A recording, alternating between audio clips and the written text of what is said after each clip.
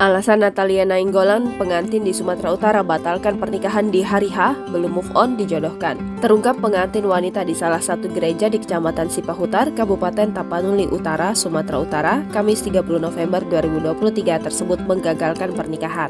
Diduga pengantin wanita bernama Natalia Nainggolan yang membatalkan pernikahannya pada hari H itu belum move on dari sang mantan. Hal tersebut diungkapkan oleh beberapa warganet yang meramaikan komentar unggahan di TikTok @ekasimarimari. Sepupuku ini tak jadi pesta karena saat ditanya pendeta apakah kau mencintai pengantin pria, sampai 3 kali tidak katanya. Tulis @sintapakpahan. Belum move on dari mantannya, wanita itu mengatakan bahwa ibunya yang menyuruhnya menikah dengan si pria itu. Gak manusia ini, sambung @sintapakpahan. Kabar yang beredar, Darman Limbong dan Natalia Nainggolan dijodohkan oleh orang tuanya. Konon Natalia Nainggolan sudah mengungkapkan perasaannya kepada orang tua dan keluarganya bahwa dirinya tidak mencintai Darman Limbong.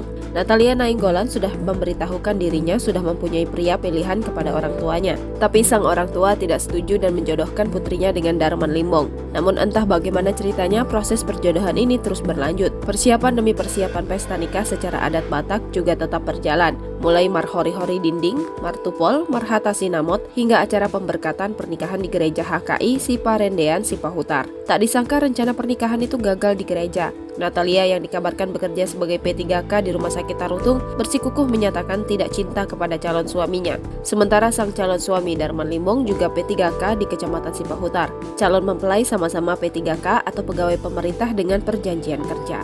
Download Tribun X sekarang, menghadirkan lokal menjadi Indonesia.